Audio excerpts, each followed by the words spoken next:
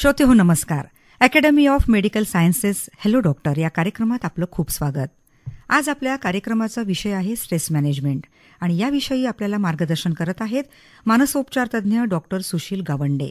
सरांचं स्वागत करूया. नमस्कार सर. नमस्कार मॅडम. आणि कार्यक्रमात मनापासून स्वागत. Thank you so much. Sir, stress management हा विषय घेतलेला आहे आणि अतिशय महत्त्वपूर्ण हा विषय आहे. कारण सध्याचं आपलं जीवन खूप धावपळीचं झालेलं आहे आणि प्रत्येकच व्यक्तीला ताणतणाव तर आहेच. आणि अनपेक्षितपणे का होईना ताणतणाव ते घेतल्याच जातात. तर कशा पद्धतीने त्यावर मात करायची हेही आपण आपल्या कार्यक्रमातून आज जाणून घेणार आहोत.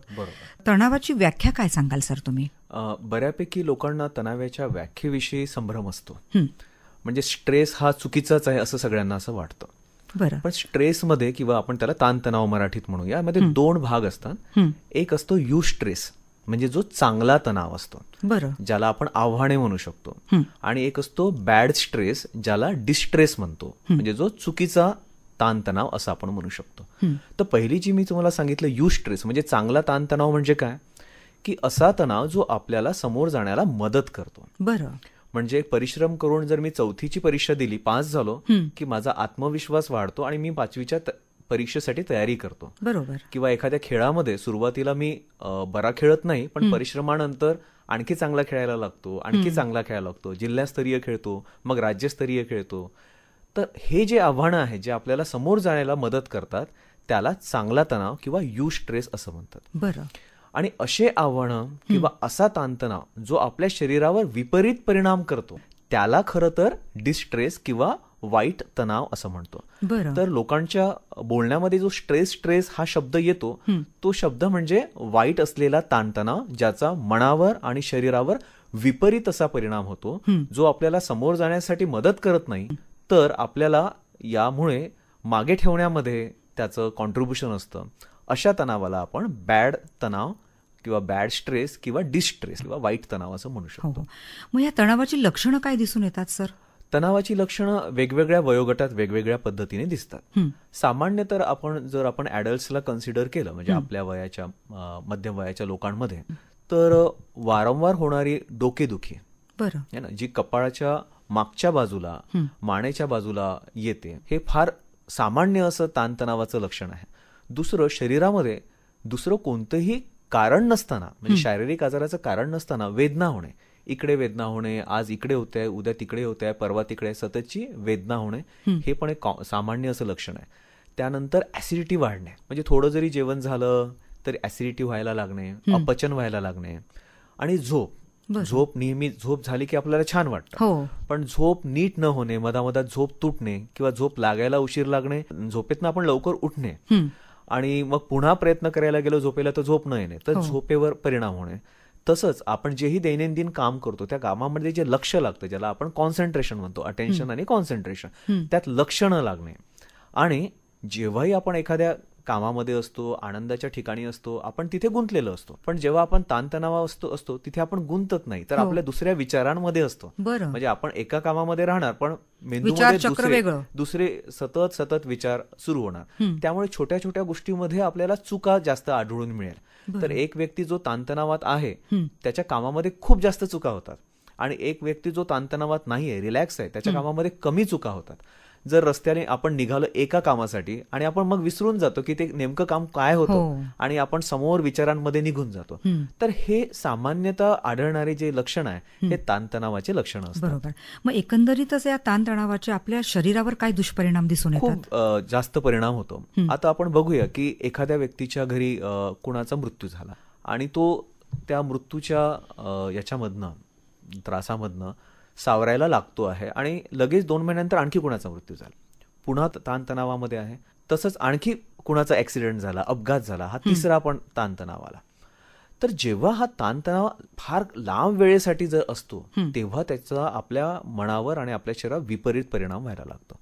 आता शरीरावर विपरीत परिणाम म्हणजे काय की ज्या लोकांना कधीही रक्तदाबाचा म्हणजे ब्लड प्रेशर, हायपरटेन्शनचा त्रास नव्हता, त्यांना ब्लड प्रेशरचा त्रास व्हायला सुरू होईल. ज्या लोकांना शुगर ज्याला आपण डायबिटीज म्हणतो, मधुमेह म्हणतो, यांचा त्रास नव्हता, पण अनेक म्हणजे लांब काळासाठी जर ते ताणतणावात राहिले तर त्यांना मधुमेहाचा आजार होईल. ज्या लोकांना मस्कुलोस्केलेटल म्हणजे शारीरिक दुखणे पहिले नव्हते, पण ताणतणावात राहिल्यामुळे ठिकठिकाणी दुखणे आणि थोडाही व्यायाम केला किंवा थोडंही काम केलं तर आणखी ते दुखणे वाढणे, असेही जे आहे वात ज्याला म्हणतो, आणि काही ऑटो इम्युन म्हणजे शरीराच्या आतमध्येच शरीराच्या एखाद्या भागासाठी त्याच्या विरोधी काम करणारे तत्व निर्माण होतात, त्याला ऑटो इम्युन डिझिजेस म्हणतात.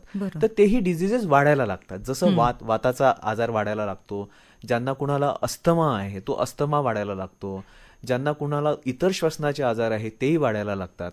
तर एकंदरीत नवे आजार निर्माण होतात आणि त्याच जे जुने आजार आहे ते पण फ्लेअर अप व्हायला लागतात, ते वाढायला लागतात. तर हे शरीरावर होणारे परिणाम आहेत. तसेच मनावर होणारे परिणाम होतात. तर निद्रानाशाचे जे आजार आहेत त्याला आपण झोपेचे आजार म्हणतो, की रात्रभर झोप न लागणे, असे इन्सोमनिया निद्रानाशाचे आजार यायला सुरू होतात. काही लोकांना ताणतणाव जास्त कालावधीसाठी राहिला तर डिप्रेशनचा जो आजार आपण म्हणतो, की ज्यात सतत मन उदास वाटतं, कोणत्याही कामात लक्ष लागत नाही, कोणत्याही कामात आनंद वाटत नाही, कॉन्सन्ट्रेशन लागत नाही, असे डिप्रेशनचे आजार यायला लागतात. तिसरं, काही लोकांना डिप्रेशनचे आजार इतके वाढून जातात ताणतणावामुळे की आत्महत्येची सुद्धा विचार यायला लागतात. तर बरेच जे आत्महत्या ज्या होतात, सुसाईड ज्या होतात, त्यामागे ताणतणाव असतो. म्हणजे ताणतणावामुळे डिप्रेशन निर्माण होतं आणि डिप्रेशन लक्षात न आल्यामुळे ते एवढं वाढतं की आत्महत्येचे विचार पण यायला लागतात. तर मनावर आणि शरीरावर दोन्ही गोष्टीवर परिणाम होतात. आणि जेव्हा ह्या दोन्ही गोष्टीवर परिणाम झाला तर आपलं जे सोशल लाईफ आहे म्हणजे आपलं सामाजिक स्वास्थ्य त्यावरही निर्माण व्हायला लागतं. जर आपण डिप्रेशनमध्ये असलो तर इतरांशी आपलं बोलणं कमी होतं, घरामध्ये जे आपण कॉन्ट्रीब्यूट करायला लागलो ते आपण कॉन्ट्रीब्यूट करू शकत नाही, शारीरिक जरी आजार झाले तर आपल्या डॉक्टरांकडल्या भेटी वाढतात, आपलं तिथे व्यय वाढतो, आपले पैसे आपल्याला वारंवार त्या आजारांच्या मागे लावावं लागतात. तर आणि आपल्या कामाच्या ठिकाणी आपली अब्सेंटिझम वाढतं, आपण जाऊ शकत नाही रेग्युलरली, लक्षच लागत नाही. तर हे शारीरिक आणि मानसिक स्वास्थ्यावर परिणाम झाला तर सामाजिक स्वास्थ्य, आपलं वर्किंग आणि इतर इम्पॉर्टंट एरियाज ऑफ फंक्शनिंग ज्या आपल्या महत्वाच्या कामाच्या ठिकाणी आहे त्या सगळ्यांवर त्याचा परिणाम पडायला लागतो. म्हणजे कुठेतरी आपलं वागणूकही चुकत असावी, त्यामुळे मग नातेसंबंधांवरही त्याचा परिणाम होतो. म्हणजे ताणतणावात असलेला व्यक्ती जास्त चिडचिड करणार, ज्या गोष्टीवर चिडचिड करायला नको. इतर लोकांना असं वाटेल की हा किती वाईट व्यक्ती आहे, हा इतका चिडचिड करतो, पण त्यांना हे कळणार नाही की याच्या मनामध्ये एवढे विचार आणि एवढा ताणतणाव आहे की त्या ताणतणावाचं व्यवस्थापन नीट न झाल्यामुळे हा व्यक्ती चिडचिड करतोय. हो, बरोबर. श्रोते हो, आपण ऐकत आहात academy of medical sciences hello doctor हा कार्यक्रम, आणि या आपल्या कार्यक्रमाचा विषय आहे स्ट्रेस मॅनेजमेंट. याविषयी आपल्याला मार्गदर्शन करत आहेत मानसोपचार तज्ज्ञ डॉक्टर सुशील गावंडे. सर, आता या ताणतणावाचा शरीरावर कसा परिणाम होतो या मुद्द्यावर छान प्रकाश टाकला.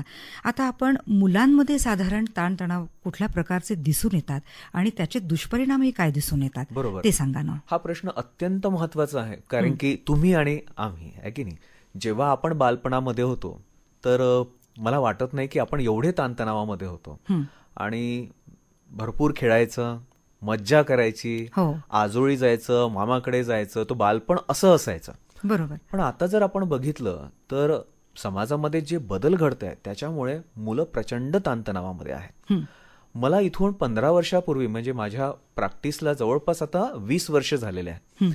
तर 15 वर्षापूर्वी 7व्या वर्गातला मुलगा किंवा 6व्या वर्गातला मुलगा माझ्याकडे कन्सल्टेशनसाठी येतोय हे ऐकायला मिळायचं नाही. बरोबर. की बाबा मला अभ्यासाचा एवढा ताण येतो आहे की मला धडधड होत आहे, झोप येत नाही.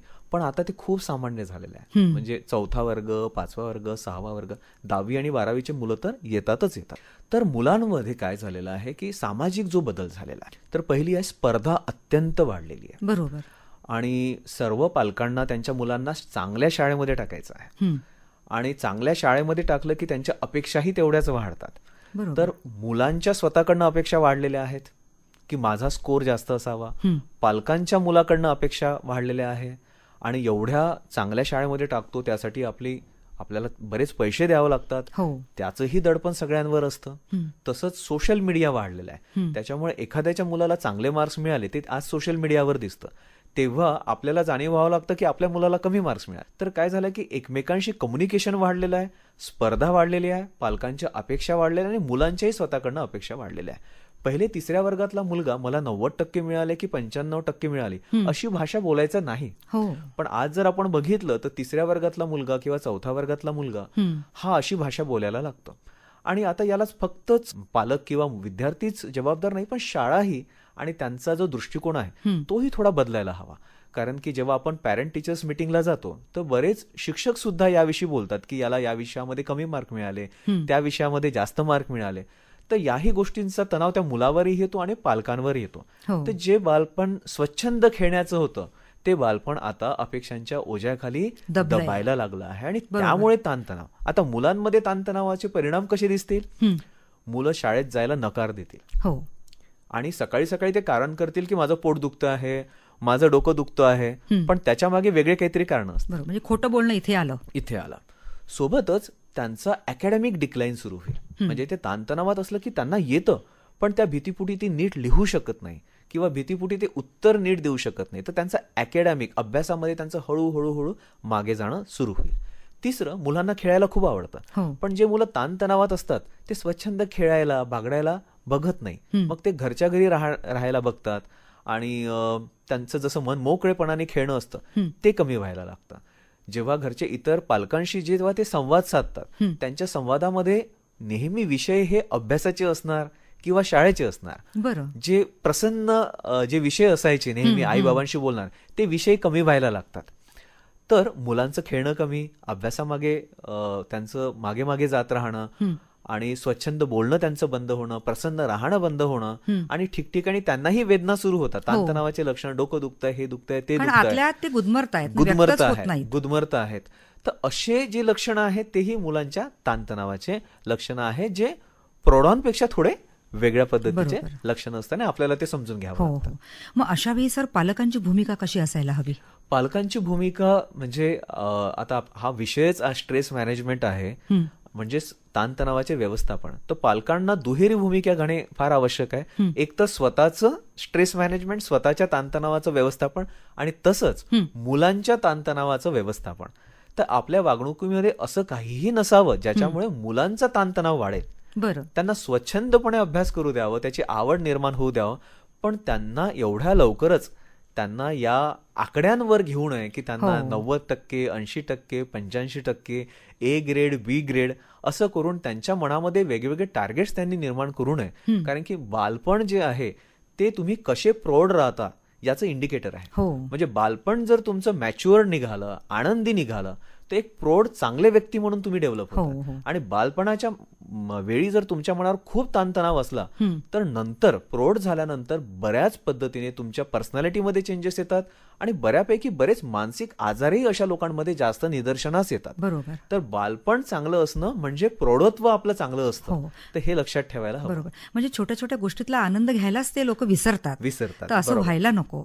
हेल्दी आयुष्यही आपल्याला जगायचं आहे, याही गोष्टीचं भान ठेवायलाच हवं. कारण की बालपण हे मेंदूच्या जडणघडणाचं वय आहे. तेव्हा मेंदू ग्रो होत असतो आणि विचार पद्धतीही ग्रो होत असते. त्यामुळे तेव्हा ती मॅच्युअरली ग्रो होणं आणि आनंदात ग्रो होणं अत्यंत आवश्यक आहे. बरं, खूप छान प्रकाश तुम्ही या मुद्द्यावर टाकलेला आहे. आता आपण स्त्री पुरुष यांच्या ताणतणावाकडे वळूया सर. आता स्त्री पुरुष नोकरी करतात, स्त्री सुद्धा घर सांभाळते उत्तमरित्या आणि नोकरी पण करते किंवा व्यवसायही करते. मग या लोकांमध्ये ताणतणावाचे काय प्रकार दिसून येतात आणि दुष्परिणाम? जेव्हा आपण मोठ्या लोकांच्या विषयी बोलतो तेव्हा स्त्रियांमध्ये मला बोलावं लागेल की वर्किंग ज्या मदर्स आहेत, वर्किंग फिमेल्स आहेत की घर सांभाळतात आणि कामही सांभाळतात, या लोकांमध्ये अत्यंत अत्यंत ताणतणावाचं प्रमाण खूप जास्त आहे. आता काय होतं की आपली कुटुंबाची जी पद्धती आहे ती थोडी वेगळी आहे आणि आपल्याला ते मान्य करून घ्यावं लागेल. म्हणजे मुलं जे आहे आईला जास्त अटॅच असतात. आईच्या मागे टिफिन बनवून दे, वेळेवर शाळेसाठी मला तयार करून दे किंवा माझे केस नीट करून दे, हे आईकडे आलेले कामं असतात. बाबांनी बस स्टॉपवर सोडून द्यावं किंवा स्कूल बसच्या तिथे सोडून द्यावं, हे बाबांचे कामं असतात. आता काय असतं की आईच्या वाट्याला मुलांना सांभाळण्याचे फार मोठे कामं येतातच. म्हणजे ती आईनी कितीही आपण स्त्री पुरुष समानता म्हटली तरी आपल्याला हे मान्य करून घ्यावं लागेल. त्याचबरोबर आता शहरी विभागामध्ये आपण बघितल्या तर अनेक महिला या वर्किंग पण आहेत. तर कामाच्या ठिकाणचा ताणतणाव वेगळा असतो आणि वेळेवर मुलांची तयारी, त्यांचा अभ्यास घेणे, त्यांच्या पॅरेंट टीचर्स मीटिंग त्याला अटेंड करणे आणि त्यांना जे काही त्यांच्या आवडी निवडी आहे, ड्रॉइंग क्लास आहे, त्यांचा म्युझिक क्लास आहे, हे सगळं सांभाळणे. तर स्त्री वर्किंग मदर्समध्ये, वर्किंग फिमेल्समध्ये अत्यंत जास्त ताणतणाव आहे. आणि कधी कधी ह्या ताणतणावामध्ये त्यांचं त्यांच्या शरीराकडे दुर्लक्ष होऊन जातं. बरोबर. हे तेवढंच महत्वाचं की बऱ्याच आई लोकांशी मी जेव्हा बोलतो की तुम्ही किती वाजता झोपता, तर ते म्हणतात की आम्ही मुलांचं सगळं करतो, घरी 12 वाजता झोपतो आणि सकाळी 5 वाजता उठतो. का 5 वाजता उठतो? कारण की 7 वाजता याची स्कूल बस येते. आता मला सांगा की जी स्त्री मिनिमम आपल्याला 7 ते 8 तास चांगली झोप व्हायला हवी, तर जी स्त्री जर रोज 5 तास झोपत असेल तर तिच्या मनावर आणि तिच्या शरीरावर विपरीत परिणाम होणारच. बरोबर. तर तुम्ही हा विषय जो काढला तो अत्यंत महत्वाचा आहे की ज्या वर्किंग फिमेल्स आहे त्यांनी हे जाणून घेणं फार गरजेचं आहे की त्यांच्यावर ताणतणावाचे विपरीत परिणाम होण्याचे चान्सेस खूप जास्त आहेत, तर त्यांनी त्यांची काळजी घ्यायलाच हवी.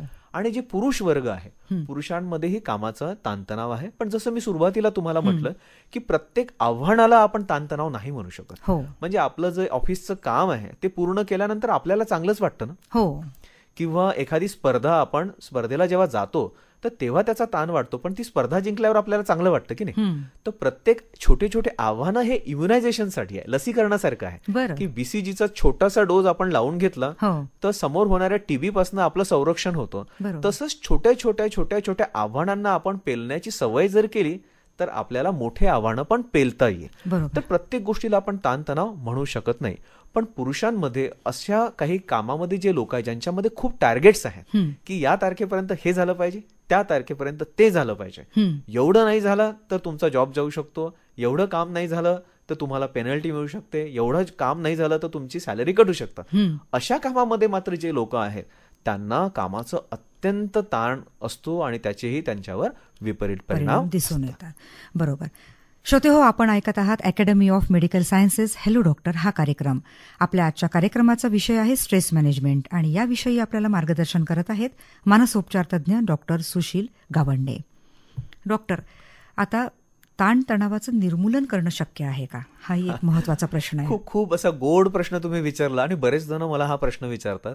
आपण निर्मूलन म्हणजे इरॅडिकेशन आहे की नाही, म्हणजे आपण ऐकलेलं आहे malaria eradication programme, tuberculosis eradication programme, म्हणजे निर्मूलन करणे.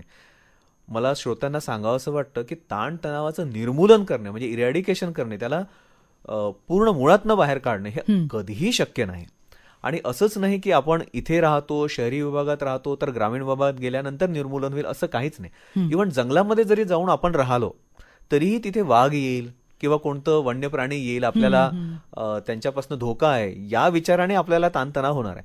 तर जगाच्या पाठीवर अशी कोणतीच जागा नाही जिथे ताणतणाव नाही आहे. तर त्यामुळे ही जी आपली अपेक्षा आहे की माझ्या डोक्याच्या मागे कोणताही ताणतणाव असायलाच नको, हे फार अत्यंत चुकीची आहे.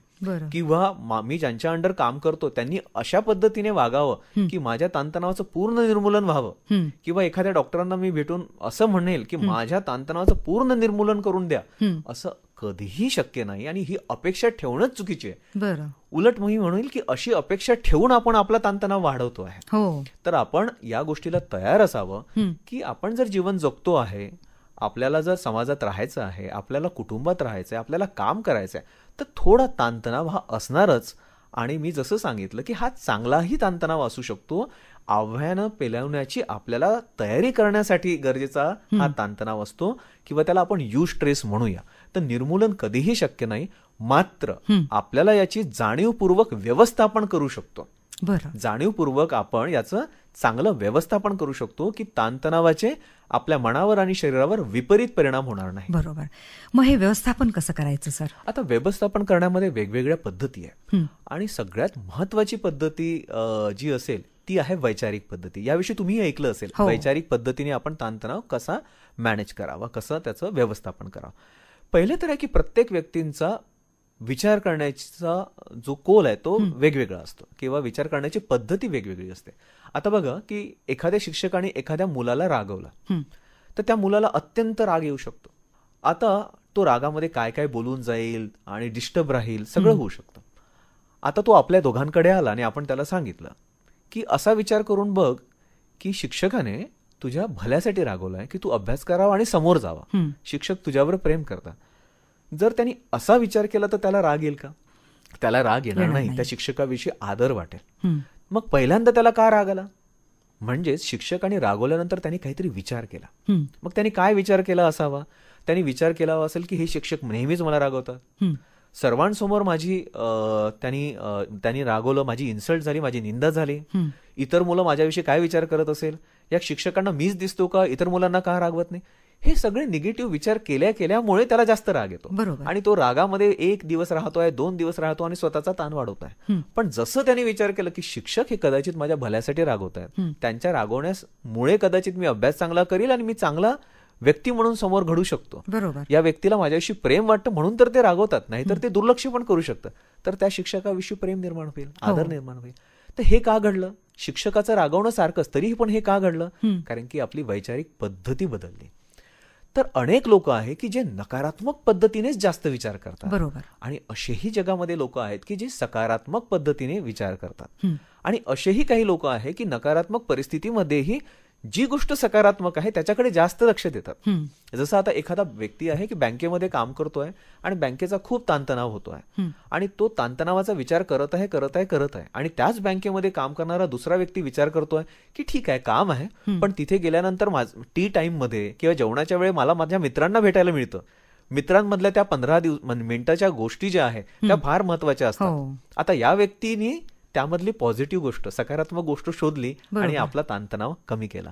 एखादा व्यक्ती असा म्हणेल की नाही मला हे काम करायचं होतं, मला याच्यासाठी सॅलरी मिळते, मी कटकट करून मनाला वारंवार सांगून की हा किती ताण आहे, हा किती ताण जर काम केलं तर माझा ताण वाढेल, पण मी या कामाविषयी जर मी प्रेम निर्माण केलं की अनेक वयोवृद्ध लोक येतात बँकेमध्ये, त्यांना बँकेचे व्यवहार कळत नाही, मी त्यांना मदत करतोय, त्यांच्या जीवनामध्ये थोडासा माझा मदतीचा हात जातो आहे, असं विचार करून काम करणारा व्यक्ती असला तर त्याला ताणतणाव होत नाही. तर सांगण्याचा उद्देश असा आहे की जो व्यक्तीची विचारसरणी ही सकारात्मक आहे, जो व्यक्ती कठीण परिस्थितीमध्येही काहीतरी सकारात्मक शोधून काढतो, आणि जोही व्यक्ती जेही काम करतो तो आतून मनातनं आनंदाने काम करण्याचा प्रयत्न करतो, अशा पद्धतीची वैचारिक पद्धती आपण निर्माण केली तर ताणतणाव हा बऱ्याचपैकी कमी व्हायला लागतो. बरोबर, म्हणजे सकारात्मक राहणं हे अत्यंत गरजेचं आहे. म्हणजे शरीरामध्ये जी निगेटिव्हिटी आपल्या तयार होते ती कशी घालवायची हे प्रत्येकानेच आपलं शोधायला हवं. श्रोते हो, आपण ऐकत आहात कार्यक्रम academy of medical sciences hello doctor, आणि आपल्या कार्यक्रमाचा विषय आहे स्ट्रेस मॅनेजमेंट, आणि याविषयी आपल्याला मार्गदर्शन करत आहेत मानसोपचार तज्ज्ञ डॉक्टर सुशील गावंडे. सर, आता आपणच आपलं हे कारण शोधून त्यावर उपाययोजना करायला हवी. मग यासाठी आपण काही व्यायामाचाही मदत घेऊ शकतो का? जसं आता मी तुम्हाला सांगितलं की वैचारिक पद्धतीने ताणतणाव मॅनेज करणं, तसं शारीरिक पद्धतीने जर आपण रेग्युलरपणे एक्सरसाइज केली, कसरत केली, तर कसरतीमुळे, एक्सरसाइजमुळे आपल्या शरीरामध्ये असे काही हॉर्मोन्स रिलीज होतात, त्याला एन्डॉर्फिन्स म्हणतात, जे आपल्या मेंदूमधील सकारात्मक हॉर्मोन्सला रिलीज करायला मदत करतात. त्याच्यामुळे जे व्यक्ती नियमित व्यायाम करतात, बरोबर, नियमित वॉक करतात, जॉगिंग करतात, सायकलिंग करतात, त्यांना फार मदत होते ताणतणावाशी लढण्यासाठी किंवा त्याचं व्यवस्थापन करण्यासाठी. व्यायामांमध्ये असेही काही व्यायाम आहेत ज्यांनी आपल्या मनाची स्थिरता वाढते. त्याला स्थिर करण्यासाठी योग, प्राणायाम, मेडिटेशन स्थिर करण्यासाठी मदत करतात, म्हणजे अस्थिरता कमी करतात. तर एकीकडे बघितलेलं आपण जॉगिंग आहे, वॉकिंग आहे, ब्रिस्क वॉकिंग आहे, सायकलिंग आहे, यांनी आपल्या शरीरामध्ये एन्डॉर्फिन वगैरे रिलीज होतात, आणि या दुसऱ्या ज्या कसरती आहे यांनी मनाला स्थिर करण्यासाठी मदत करतात. तर या दोन्ही पद्धतीचे जे शारीरिक व्यायाम आहे तेही आपल्याला ताणतणावाशी लढण्यासाठी किंवा ताणतणावाला कमी ठेवण्यासाठी अत्यंत मदत करतात. याशिवायच अनेक काही गोष्टी आहेत ज्या आपल्या वागणुकीमध्ये आपण आणू शकतो. त्या आहे की आपली झोप नीट ठेवू शकतो. आपण जर आपल्याला वेळ मिळत नसेल, सकाळी लवकर उठायचं असेल तर आपण थोडं लवकर झोपायला हवं, आणि झोप आपली नीट व्हावी याच्यासाठी आपण थोड्या काळजी घ्यायला हवं की झोपेच्या 1 तासाच्या पूर्वीच आपण टीव्ही, मोबाईल बंद करून टाकायला हवं, आणि झोपेला छानपैकी फ्रेश होऊन व्यवस्थित झोपायला हवं. सगळे आपले कामं जे आहे ते बाजूला ठेवायला हवं, जेही कामं आहे ते लिहून ठेवायला हवं, म्हणजे आपली झोप चांगली होईल. झोप चांगली असणं फार अत्यंत गरजेचं आहे. त्याचप्रमाणे आपला जो आहार आहे त्याच्यामध्ये आपण जर व्यवस्थित बॅलन्स डाएट घेतलं, प्रोटीन्स आहेत आणि इतर सगळे बॅलन्स डाएट घेतलं, फळ व्यवस्थित खाल्ले, तर त्याही पद्धतीने आपल्याला ताणतणावाला मॅनेज करायला सोपं जातं. त्यानंतर जे आहे की आपल्या सवयींमध्ये जसं आहे टाइम मॅनेजमेंट.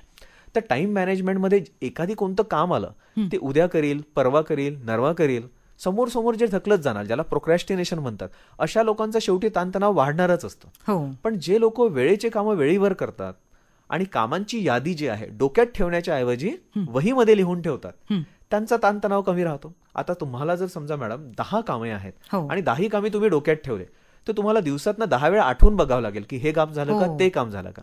पण जर ते कामं जर वहीमध्ये लिहून आहेत तर तुम्ही आठवून बघण्याची गरज नाही. तुम्ही बघाल तुमच्या वहीमध्ये हे काम झालंय, त्याला टिक कराल आणि दुसऱ्या कामाकडे वळाल आणि व्यवस्थित ते काम त्यावेळी मी करेन. एक थोडी शिस्तही लावणं गरजेचं आहे. लागण्याचे. तर जे कामं वेळेमध्ये आपण करतो, जेव्हाचं काम तेव्हा, त्याला समोर ढकलण्यात अर्थ नाहीये. आणि आता समजा समोरचं काही काम आहे, 2 महिन्यानंतरचं काम आहे, ते आत्ताच ओढून त्याविषयी अत्यंत जास्त विचार करणं हे तेवढंच चुकीचं आहे. म्हणजे समोर ढकलणेही चुकीचं आहे आणि ज्याची गरजच नाही त्याला आता 2 महिन्यानंतरचं काम आत्ता घेऊन त्याच्याच मागे लागणं हे चुकीचं आहे. तर ऍट प्रेझेंट राहण्याचा प्रयत्न करणे, ज्याला आम्ही माइंडफुलनेस म्हणतो, की प्रेझेंटमध्ये राहण्याचा मॅक्झिमम प्रयत्न करणं हे गरजेचं आहे. आणि छोटे छोटे सेलिब्रेशन्स जे आहेत, आता हा जीवन हा प्रवास फार मोठा आहे आणि आपण अशी जर वाट बघितली की नाही की एक दिवस येईल की मी खूप आनंदी राहील आणि तेव्हाच मग मी सेलिब्रेशन करेल, असं कधीही होत नाही. जीवनाचा प्रवास आहे आणि क्षणक्षणी आपल्याला आनंदाचे क्षणही जे आहे ते सेलिब्रेट करणं गरजेचं आहे. तर आता माझ्या आजोबांचा वाढदिवस आहे, आजीचा वाढदिवस आहे, बाबांचा वाढदिवस आहे आणि कामाच्या ठिकाणी आपल्या कलिग्सचा वाढदिवस आहे, तर एक छोटासा केक जर आपण कट केला आणि 4 लोक एक 10 मिनिटासाठी जवळ आलो, तर याने कुठेही मला असं वाटत नाही की आपण कामामध्ये मागे जाऊ आणि आपल्या जबाबदारीमध्ये मागे जाऊ, पण त्या एखाद्या छोट्या गोष्टीमुळे जे आहे आपल्या मनामध्ये आनंद येऊ शकतात. आता असं आहे की दरवेळी खूप मोठ्या पिक्चर बघायलाच गेलं पाहिजे असं नाही, पण घरातले 4 लोक जर आपल्याला रविवारची आहे की आपण तलावाच्या बाजूने जाऊन थोडा अर्धा तास जरी फिरलो किंवा एका छोट्या पिकनिकला गेलो किंवा कोणता छोटासा कार्यक्रम जो आपल्या घरी असतो त्यामध्ये सगळे जर नातेवाईक आपण एकत्र येतो, या छोट्या छोट्या सेलिब्रेशन्समुळे सुद्धा काय होतं की आपला ताणतणाव कमी होतो आणि आपल्याला आपल्या कामापासून थोडं दूर जाण्याची संधी मिळते. आणि ऍट द सेम टाइम जेव्हा आपले नातेवाईक, मित्र, परिवार एकत्र येतो, आपल्याला सपोर्टेड फील होतं की आपण जगामध्ये एकटे नाही आहोत, आपल्या पाठीशी अनेक लोक आहेत. ते छोटे छोटे जे सेलिब्रेशन्स आहे, बर्थडेज आहे, अॅनिव्हर्सरीज आहे, छोट्या छोट्या पिकनिक आहे, ज्याच्यामध्ये खूप पैसा खर्च करावा असा उद्देश नाही, पण जर मनामध्ये असलं की आपण असं करावं तर ते कमी पैशामध्ये किंवा विना पैशानेही या गोष्टी आपण घडवून आणू शकतो. नसेल आपल्याला केक आणायचा आहे तर घरी एक छोटा कपकेक जर असला घरीच बनवलेला, तोही आपण कापू शकतो, आहे की नाही, पुरेसा आहे. किंवा आपल्या घरी जर समजा दिवा लावून सुद्धा आपण बर्थडे सेलिब्रेट करू शकतो किंवा काही लोक कॅन्डल विझवून सुद्धा बर्थडे सेलिब्रेट करू शकतात. आपल्या मनावर आहे ना सर, आपल्या विचारांवर आहे. आपल्या विचार जर आपल्याला त्याची जाणीव असली की असं केल्याने ताणतणावाचं व्यवस्थान चांगलं होतं, तर मग आपण ते करायला लागतो. आणि ह्या अत्यंत सोप्या अशा गोष्टी आहे, पण त्याचा परिणाम हा खूप लाभदायक आहे आणि आपल्या प्रकृतीला खूप खूप जपणाऱ्या अशा या सवयी आहे त्या आपण अंगीकारायला हव्या. बरोबर. कुठेतरी आपला स्वभाव असतो, मीच का, माझ्याच बाबतीत असं का करतो, मीच का पुढाकार घेऊ, याही सवयींवर आळा घालायला हवा. बरोबर. बरं सर, जाता जाता आमच्या श्रोत्यांना तुम्ही काय सांगाल? डॉक्टरांच्या वेगवेगळ्या संघटना असतात, तशीच आमची एक संघटना आहे academy of medical sciences, AMS. त्यांचे जे प्रेसिडेंट आहे डॉक्टर अजय अंबादे यांनी एक निःशुल्क कार्यक्रम आयोजित केलेला आहे. तुम्ही सर्वांनी नाव ऐकलं असेल, ब्रह्मकुमारी शिवानी दिदी. तर यांचा हिलिंग द हिलर्स नावाचा एक कार्यक्रम आहे. सुरेश भट ऑडिटोरियम येथे 27 ऑगस्ट हा रविवारचा दिवस आहे. तिथे त्यांनी हा कार्यक्रम आयोजित केलेला. हा निःशुल्क कार्यक्रम आहे. आपलं ताणतणावाचं व्यवस्थापन कसं व्हावं याच अनुषंगाने हा कार्यक्रम तिथे आयोजित केलेला आहे आणि याविषयीची माहिती मला श्रोत्यांना द्यावीशी वाटते. हा निःशुल्क कार्यक्रम आहे आणि सगळ्यांनी त्याचा आपण लाभ घेऊ शकतो. बरोबर. आणि या कार्यक्रमाच्या माध्यमाने मला सर्वांना सांगावंसं वाटतं की ताणतणावाचे विपरीत परिणाम होतात म्हणून कोणतेच आव्हाने घेऊ नये हे चुकीचं आहे.